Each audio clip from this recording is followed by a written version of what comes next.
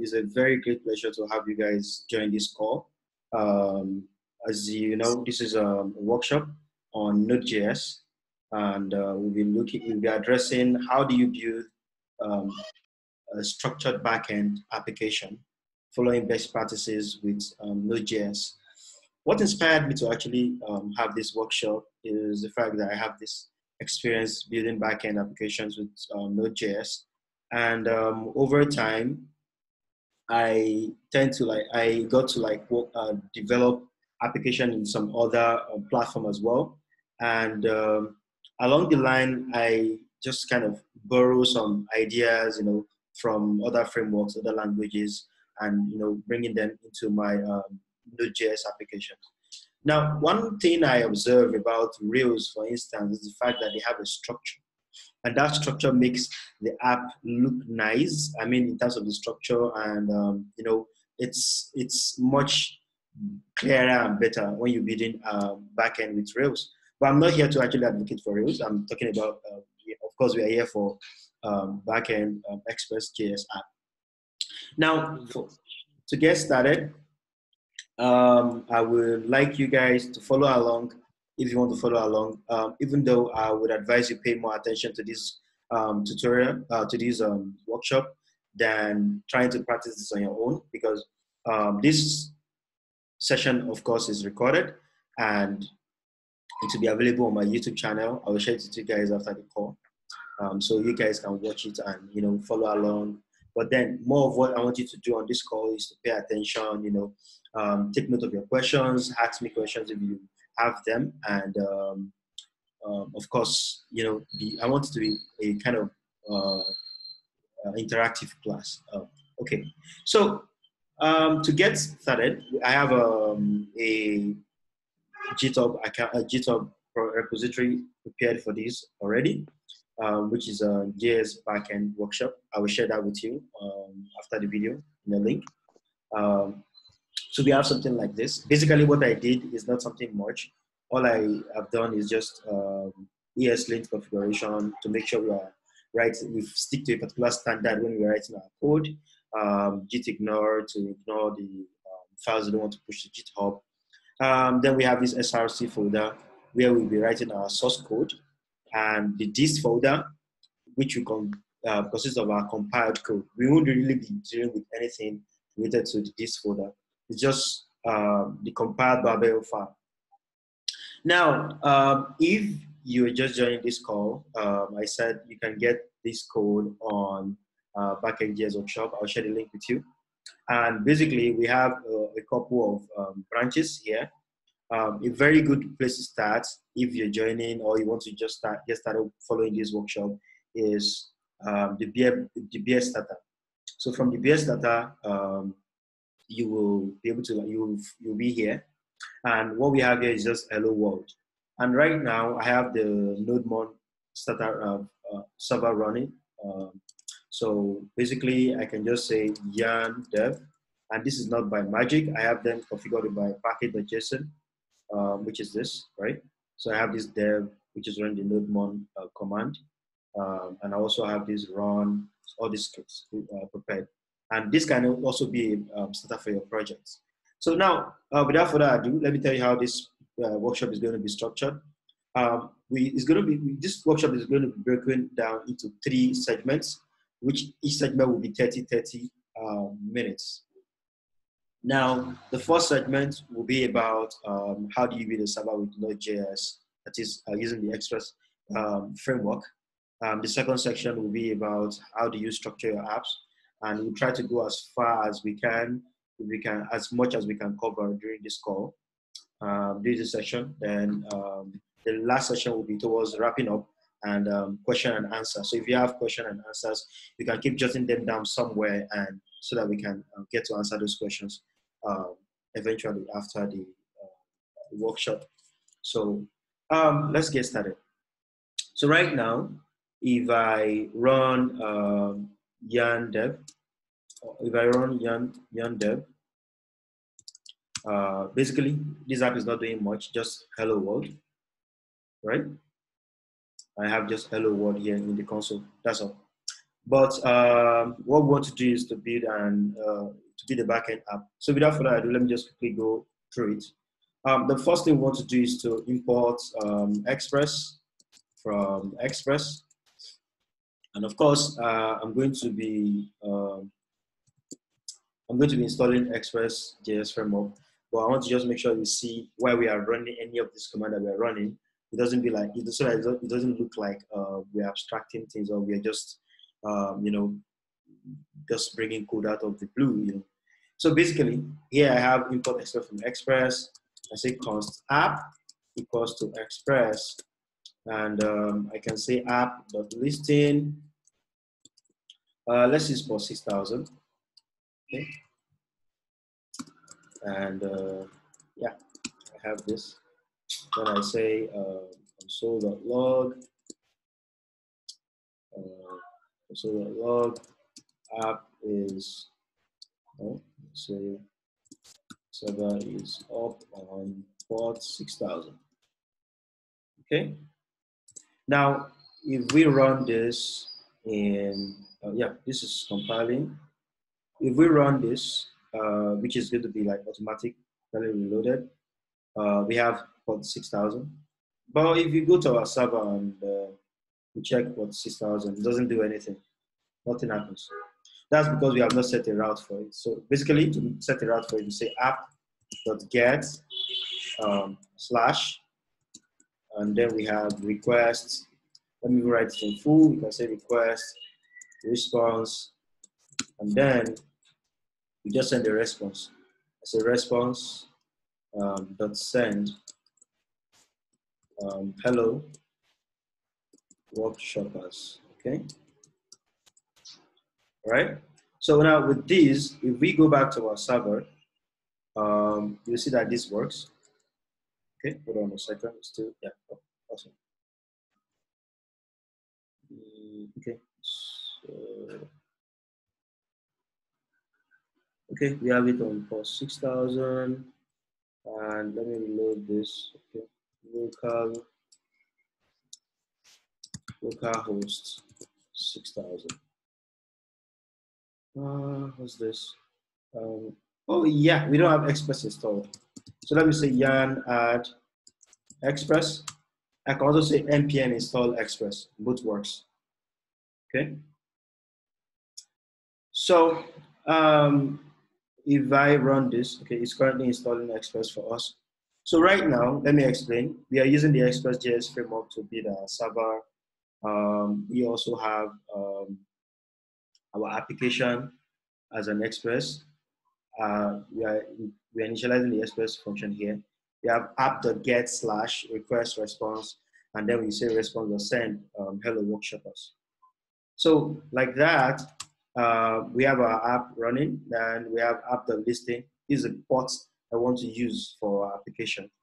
And then if I check that, sorry, what am I doing wrongly? Hold on a second.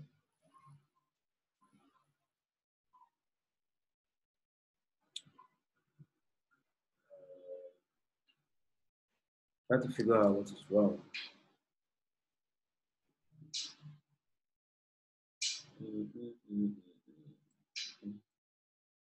Okay, let me see my package.json. Just a moment. Okay.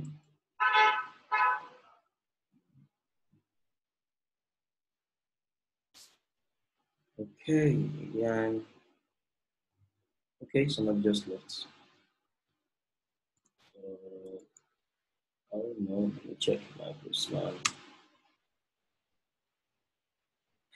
Okay, so I think it's just an issue with my browser. So let's just keep testing from here. We have hello workshoppers. And then from my hello workshoppers, this is basically just showing that the server works. Now, there are conventions that we use. Okay, so basically, somebody is asking, what are we doing? So basically, we are building a backend server with Node.js. We're trying to make sure we're building something that is standard, something that is up to par, following best practices. So right now, we have our first, what's it called? We have our first We have our app, Bearbone. We're saying hello workshoppers. So I'll be testing with Postman just to show you. And then this is the response that we get.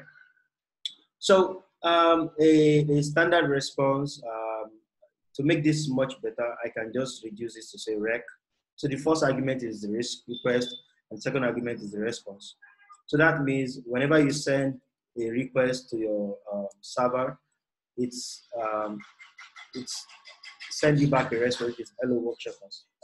Now, a better way of doing this, because what we are doing is we are building a JSON backend, right?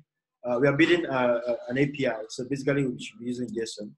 And then we should change this a little bit.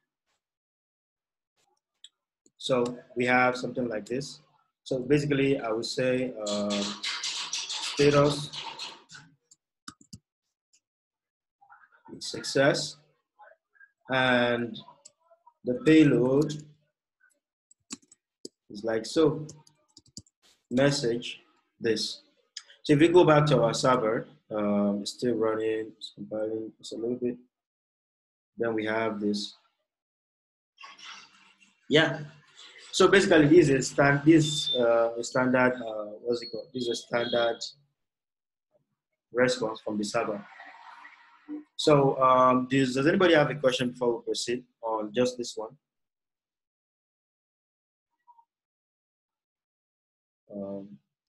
Yeah, I do. I don't really understand the JSON properly. I don't know if you can just throw a little light on it.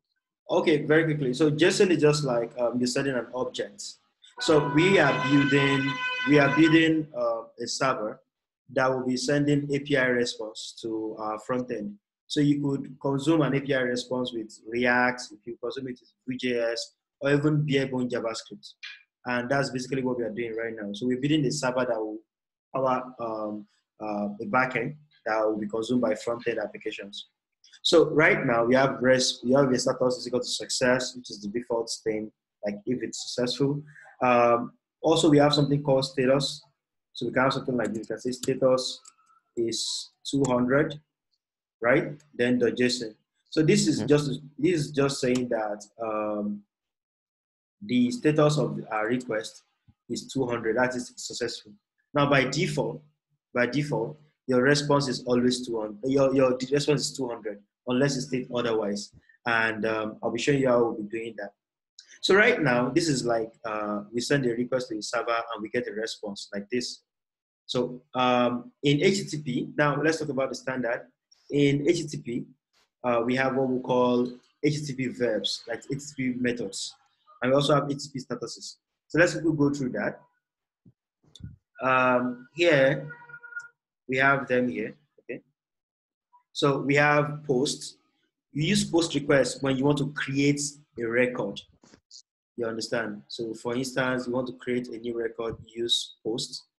And that gives you a response of 201 if something is created, or an error response if there is an error.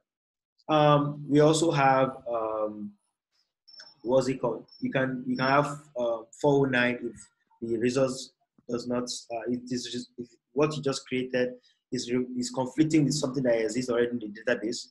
We have the get. It's usually meant to read something, try to get an information. If you say you want to get all the users that are on the platform, you want to get all the list of messages that you have, you want to get a particular one, single message, single data.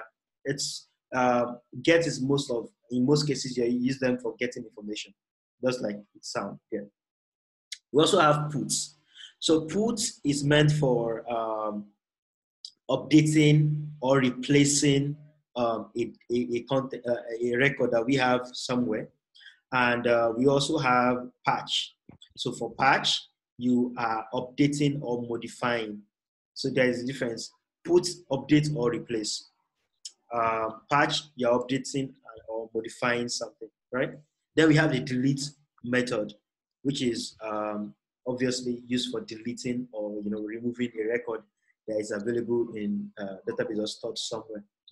So we'll be sticking to all these HTTP verbs, which are the standards to build a good API. Now, after that, we can talk about structure, right? Structure have to do with how you arrange your files in your project. Now, this structure are what I am going to address from this place, and it will be under this particular folder, which is SRC.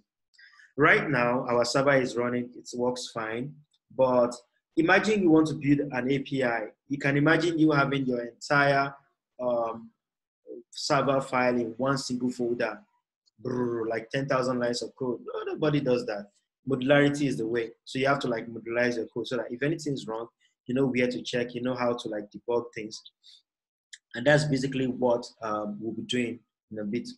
So we have, let's look at different structures that we have.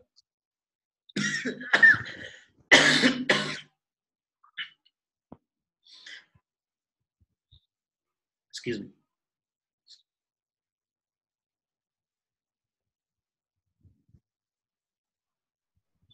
So we have routes, we have controller, we have model, and we have utils, right? So here, routes are like the entry point of our application. You see, when I go to localhost this 6,000, I'm hitting this endpoint. So this is the endpoint. Imagine I'm repeating this, right? And I'm having something like this. I can say /hello, and let me just put hello here, right? These will show you that these are just our routes, the entry point of our application. So we want to abstract the entry point of our application to a folder, so we'll call it route. Okay, excuse me. All right, so we have the routes. Your routes are your entry point to the application, like I said, all the endpoints. Then we have the controller. The controller is like a function that absorbs that handle everything that comes to your route. For instance, if you go to the /route, what's the controller that will handle the request and give you the required response? What will handle it? So all what we are doing here, erase the status, this and that, could be what we abstract in our controller. Then we have the model. Basically, the model is it has to do with your database, you know, persistence. What data you save in your server, how do you obtain it back? You know, what's the structure of a database? That's more what we do in the model. Utils. So if there's any function that you think you are repeating yourself over and over again, you can actually abstract that function, like extract that function to the utils folder, so that you just import it anytime you need it, and that will be it. So we also have another type of structure, which is called, which is the route, services, model, utils folder structure. In this particular type of folder structure, you have your route, which is the entry point of the application, the endpoint. You have your services. So services is like saying you have user services, we have payment services, we have something services, that services, you know, as big as your app can get. And then you have service handlers. So those handlers are like, if you try to create a user, what handle it for you? You understand my point? If you try to do this, what handle it for you? Yeah, go on. Okay, so you said something about the services folder. Yeah. Is the service supposed to do something like the controllers, the goal of the controller? Yeah. Yeah, basically, in this type of folder structure, we are omitting the controller entirely. Like we're not dealing with controller at all. Service is supposed to replace it, right? In this kind of pattern. You said? The service is supposed to replace it. Yeah, service is kind of replacing it. So we have handlers, middlewares, and utils for each service. The problem now is, I have a question again. Sorry. Yeah, go on. Yeah, go on. Say, for example, you said something about user service, payment service, and all of that. Yeah. So, for example, user service. Okay. Does it mean that if you want to create a user, the user service folder should be responsible for creating a user, and if you want to create payment, transaction, reverse transaction, the payment service is supposed to be responsible for it as well? Absolutely, yeah. Yeah, they are folders, right? Yeah, they are folders. Each of them are folders. And I will be showing you in a bit. I'm just explaining the folder structures. Okay. Yeah. I just need the question. Thanks. Yeah, cool. Thank you for asking. So now I'll be removing these ones. right? Which are the route that we have. And then I will be having a route folder. So let's get to that. I'll come here and create a new folder. I'll call it routes. And in this route folder, I have an index.js. Now, my index.js is my root route, like the base route of our application. So right now, let me add something to this place. I say app.get slash, and here I say request response, which is a callback, will give me res.send. So I'm meant to res.json, right? I'm meant to change this later on. I'm going to change this later on when we have our utils folder. I will tell you why I have to do so.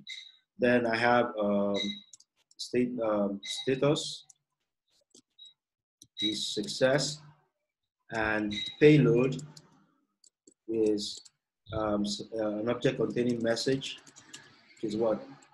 Welcome to our workshop. Right?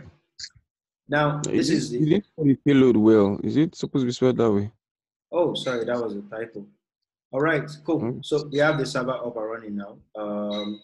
I can go ahead and test this. Right? I have success, welcome to our workshop.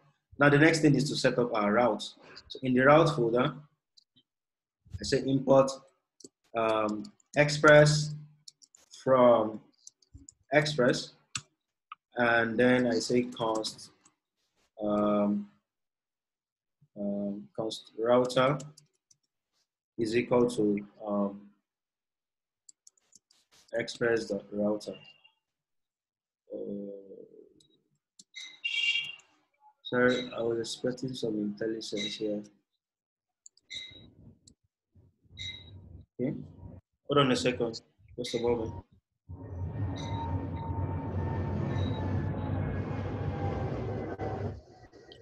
Please mute your mic if, yeah, it's so that we will avoid interference. Okay. All right. So here we have import express from express. Then we have import router from router. The import is not properly spelled. Oh, no wonder. I was paying some intelligence normally. So if I type express or router, it's supposed to be something like this, right? And then I can say export router, right? Now this is a basic router, and yeah. So right now we can just put like our roots. What's it called? I can say router.get. This will show you that our router is working. I'll show you how that works in a bit. I have request, response, and then I have this my payload. You can see that I'm repeating myself over and over again. Yeah, I will say res.json status success, and then payload is this. So instead of repeating myself over and over again, I will abstract that into a utils file. I'll show you how that works in a bit. I have the message. Sorry. It says, welcome to the beginning of nothingness. Nothingness. Okay. Now, if I come back here, which is the main file of the application, okay, there is a little error here. Hold on 1 second, let me check that. Oh, sorry. Export default router. Sorry.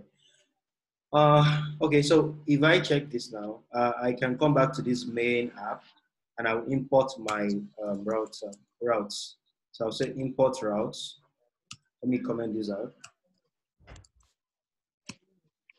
I think it's just explanatory right away. So I can say import routes, API route. right?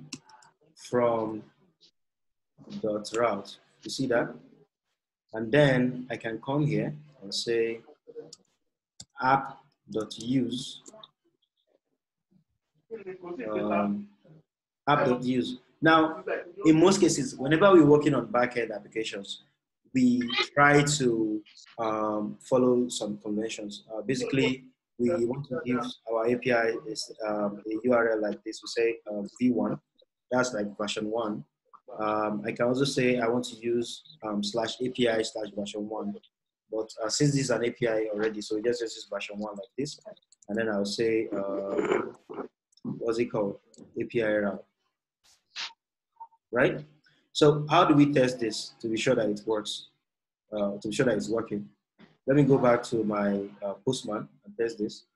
If I go to 6,000, I still have this come to our workshop. And when I go to /v1, which is like the directory of our main API, we have welcome to the beginning of nothingness.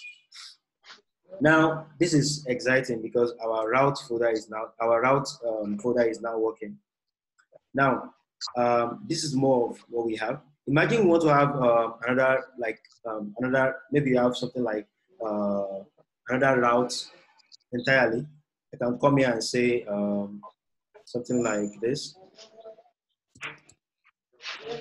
Test the JS. Maybe sorry. admin route. You said? Give me an example. So maybe admin route. Admin route. Yeah. Admin route. Okay, let me just say users. Yeah. User.routes.js, something like this. Now, how do we use this in our application? The first thing I do is I import Express from Express, and I say const router equals express.router, like this, and I say export default router. Now, in my application, to use this, I can just to test this out, I can say router.get, right?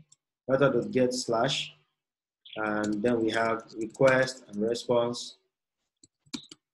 That give us, let me just do something very quickly. Now, you see that you get tired of writing this thing over and over again. So I'll just extract it out to a util function. You understand? So here, welcome to user route. I have a question. Yeah, go ahead. Now, why you wanted to export this router? The name was export router, right? Yes. But when you are calling it in the index.js file, the base file for the app file, you called it when you are importing API route. How does it know so basically, that? Yeah, basically because we are using route default. Because you're using route default, we can give it any name we like. If you like, we can call it something like this. You can say API, and we just come here and call it API. Because you are using default, that default keyword says that you are exporting this as any name that you want. As you are exporting router, we can import as any name that you want to give it. And that is the magic of how it works. So basically, this is the route. We have the route folder. We have something like user routes, right? And I have something like this user route. Now, this will not work by default. I have to import it in my route folder. So in my route folder here, I'm just showing you this. I'll just come here and say, let me come here, import routes, right? Now, to import this route, I will say import. I can now, because I'm using default, I can just come here and give it any name I like. I can say user routes equals, import user route from user routes. You see that? And then I will say router.use /users. Now I'm saying when I say /users, and I put this user route in front of it, I'm saying that whenever somebody go to the /user route, you should use this particular route that I created in place. So first thing we did was we import the user route from here and we use it here. Just the same way that we use the entire route for the API routes over here. I say import API from route and I say use. When I say route like this, indirectly I'm saying route /index.js. Do you understand? This is the same way as saying import route / index, because right now for my root file, I'm importing this particular file. If I go back here and I test, V1 is working. Okay, sorry. Okay, it's still compiling. All right, so I have this working here. Then if I go to /users, I get this, welcome to user route. Let's do something more realistic with this, but that will be after the break. So we're going to take just 5-minute break and we'll come back. In the next segment, what we'll be doing is connecting to our database and looking more into the structure. I'll also be abstracting this response into a new file called the utils file, where we'll have our response as a single function, and we'll just be using that to create our response on the fly without having to write all these objects over and over again. Hi. So, please, can you give us a recap of? Yeah. I even have a question. Okay, so a very quick recap before. Can you give us a recap? Yeah, let me give you a recap very quickly. Let me close this entire folder. Right now, for the beginning, we have this startup variable where we run our application directly. The repository for the app is over here, and is right in the BS startup over here. So if you have, I'll share the link to the I'll share the link to the repository after the call, and over here you have it. So we have our SRC folder, and all what we have in our SRC is console.log hello world. And from there, we started building our application. So the SRC is where we look out for, like all our source code for the server will be in the SRC folder. Now in the SRC folder, I have my index file modified like so. Import Express from Express. I'm using the Express.js framework to build our server. Also, I have import API. Excuse me. I have import API from API. Then our app equals to Express here. This is just a way of creating our application. Then I'm now saying I want to use our API route from here, which is app.use v1/this. This v1 means I'm using this API route in the v1 endpoint, on the v1 endpoint. So you can see if I go to v1, I have something coming out for me here. If you came earlier, you get to understand how this works, like what we had here. So imagine all this is not, imagine this API v1 is not here, and all we have is app is equal to express, app.get is slash, then we have this listing, which is the port that the server is going to be using. So very quickly, just so you get this very clearly, we have express as our endpoint, as our framework, and we are initializing our Express application as app here, which becomes app because of Express. And then we are listening on port 6000, which is what I'm calling here.